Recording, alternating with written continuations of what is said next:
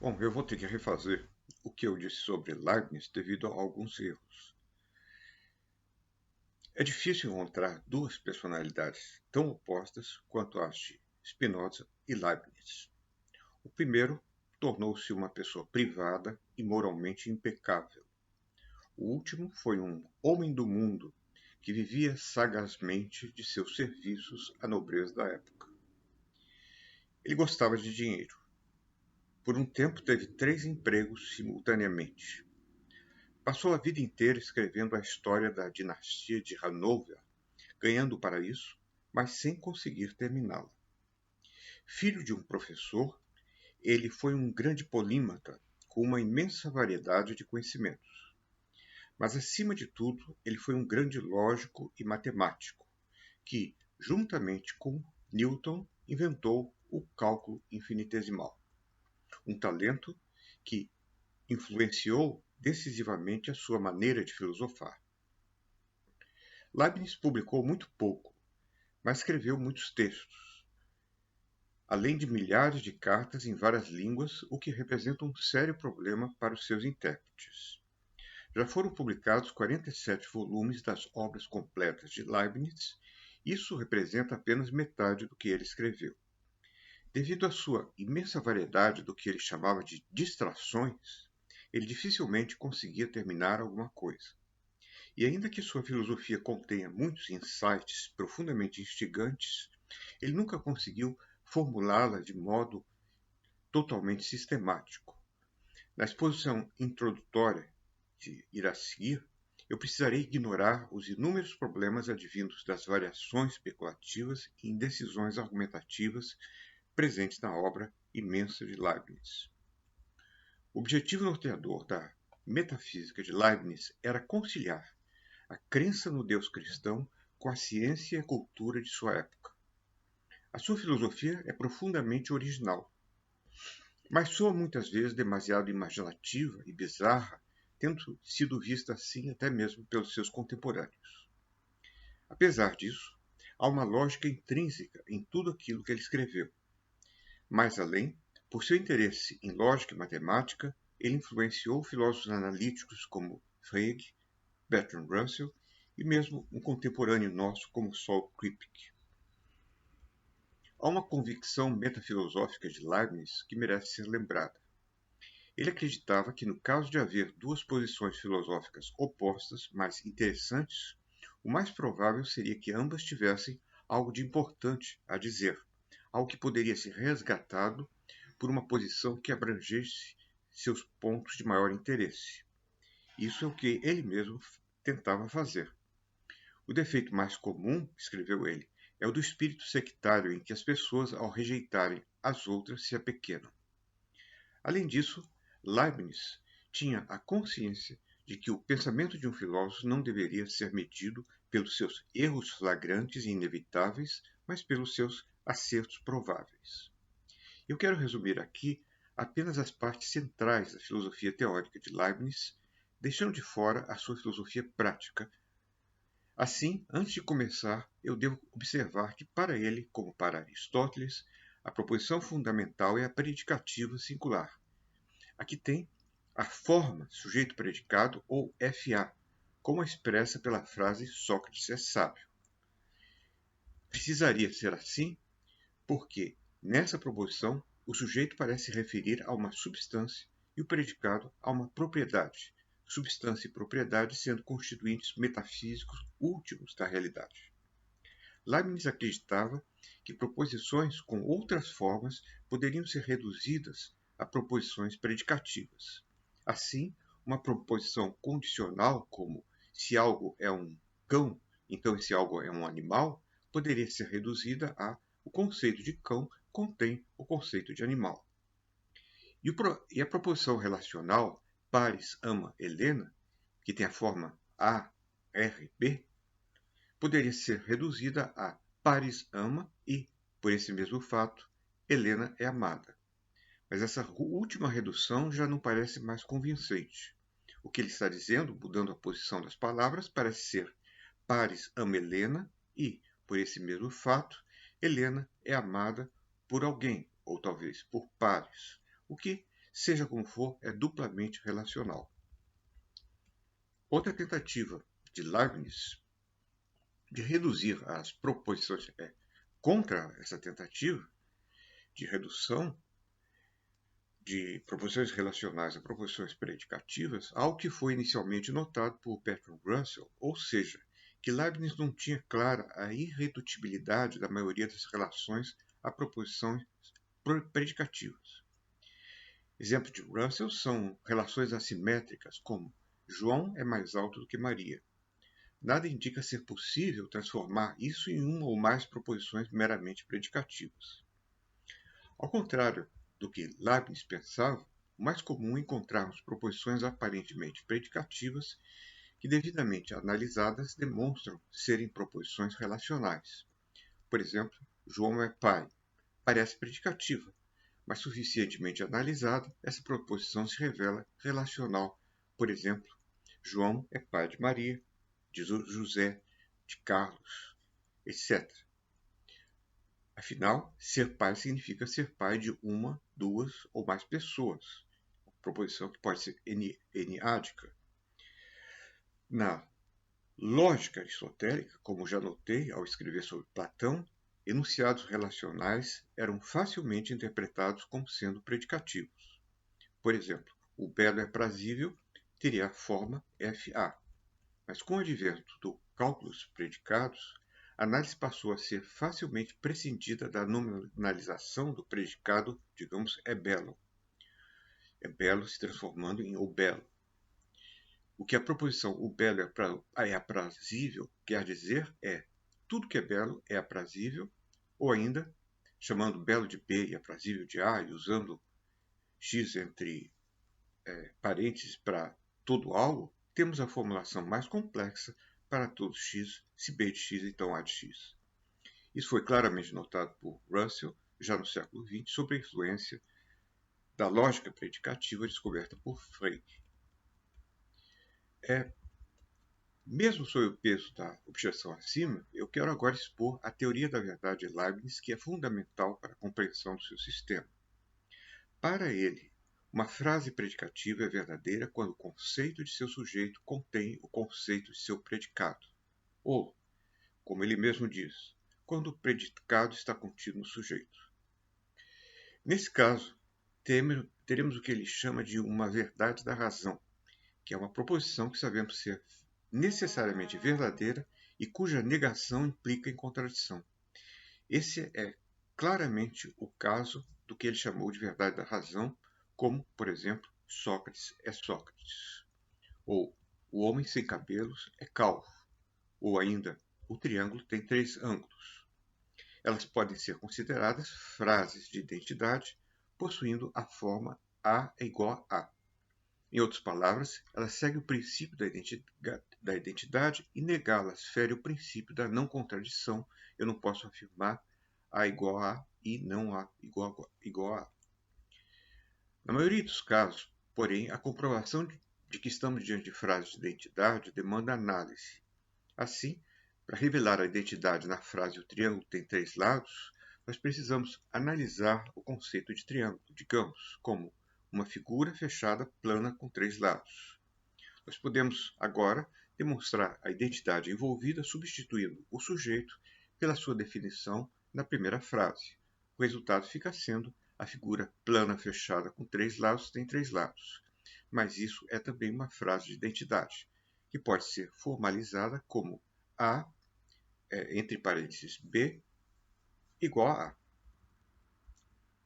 Algumas verdades da razão demandam uma análise mais complexa. Considere a seguinte versão da prova leibniziana de que 2 mais 1 é igual a 3. E começamos definindo 2 como 1 mais 1. Depois definimos 3 como 2 mais 1. Depois substituímos o primeiro 2 por sua definição na proposição.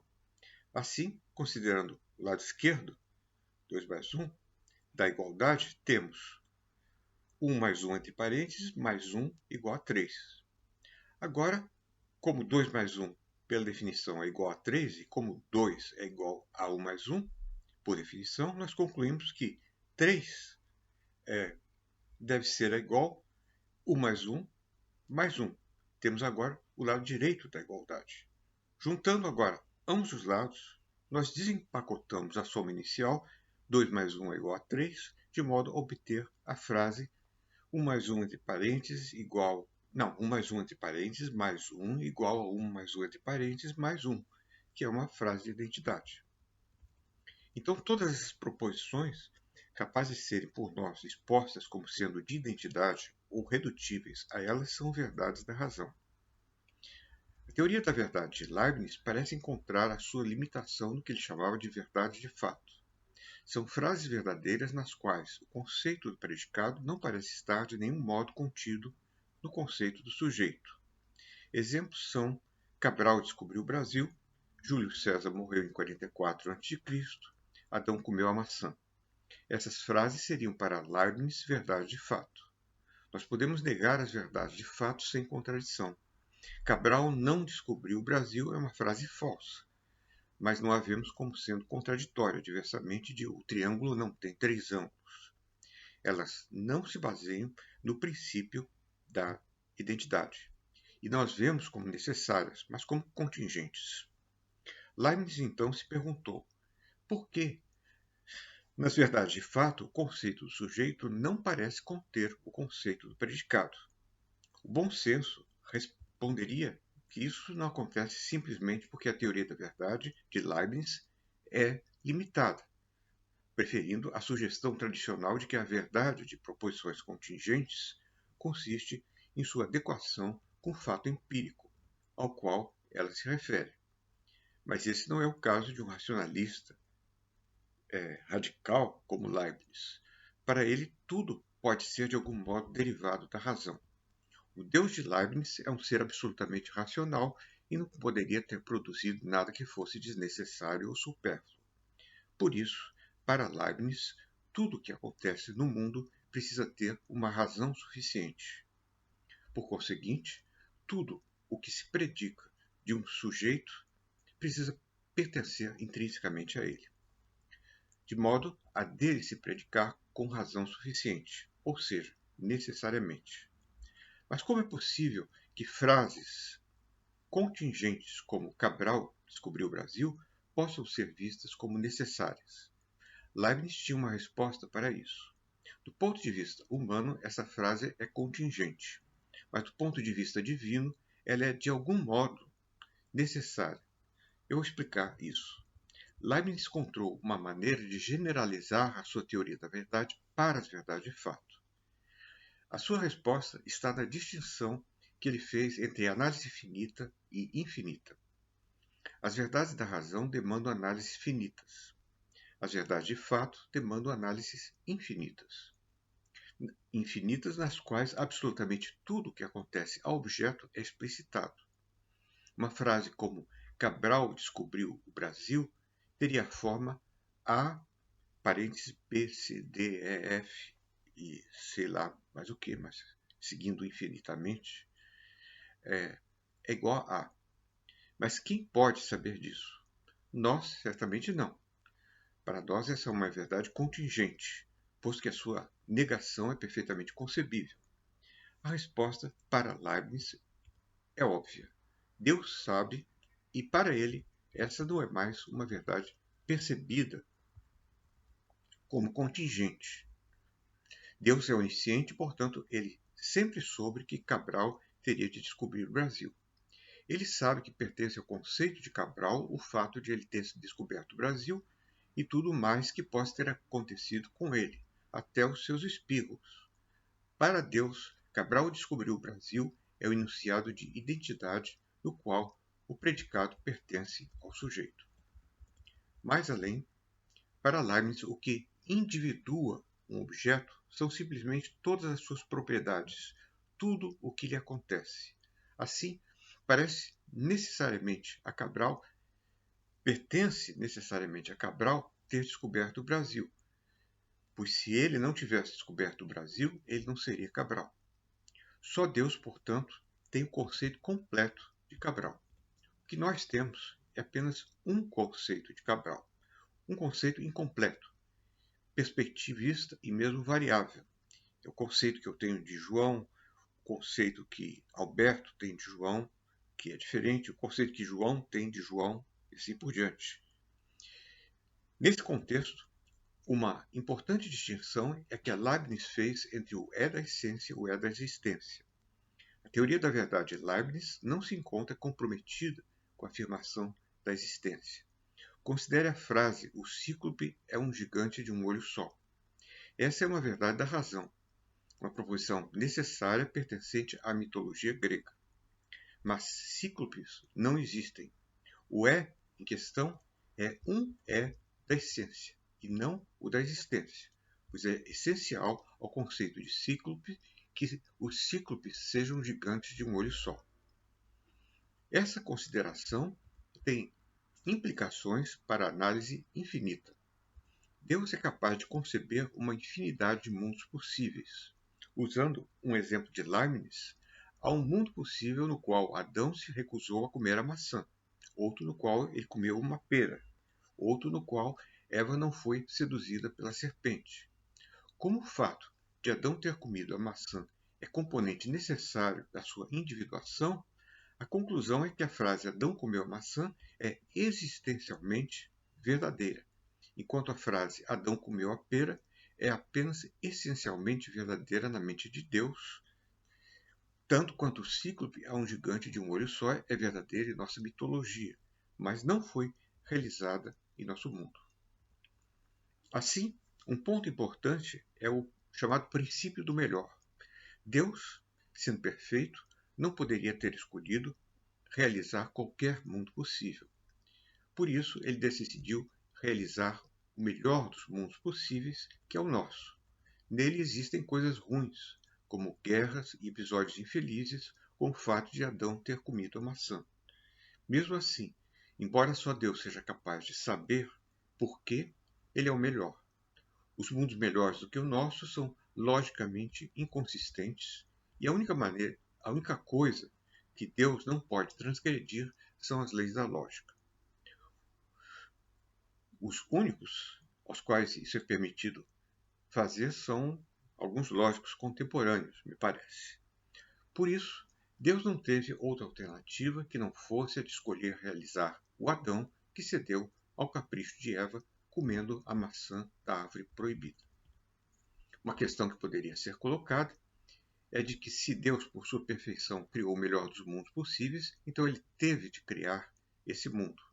Ele não foi livre ao fazer isso. A resposta de Leibniz é de que Deus, ao criar esse mundo, ele não fez forçado, mas por uma inclinação sem necessitação.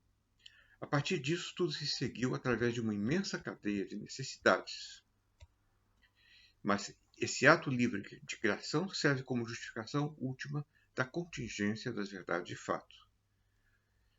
As verdades de fato são tais porque, para que tudo o que se predica de um sujeito deva pertencer a ele, Deus precisa ter uma razão suficiente só por ele compreendida.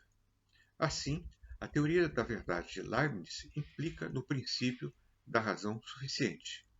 Deus tinha em mente uma infinidade de Adãos, mas pelo princípio do melhor, ele escolheu realizar só um deles, o Adão que comeu a maçã. Poderia ter sido pior. Deus tinha em mente uma infinidade de Júlio Césares, mas, pelo princípio do melhor, escolheu realizar somente aquele que lutou na Gália, atravessou o Rubicão em 49 a.C., derrotou Pompeu e foi assassinado em 44 a.C. Afora isso, o princípio da razão suficiente implica para Leibniz em um outro, que é o princípio da identidade dos indiscerníveis. Nenhum objeto na natureza pode ser completamente idêntico a outro. Nenhuma folha pode ser completamente idêntica a outra. É preciso ser assim, não só porque, pelo princípio da individuação, tudo o que acontece a um objeto teria de acontecer então a outro, mas também porque Deus não teria razão suficiente para criar duas coisas absolutamente idênticas. Leibniz conta que ele se encontrava no jardim da Madame N quando apareceu um descrente colocando em dúvida o princípio da identidade dos indiscerníveis. Leibniz lhe pediu então para prová-lo, encontrando duas folhas idênticas no jardim da Madame M. O pobre homem procurou, mas não conseguiu, acabando por se render ao princípio leibniziano.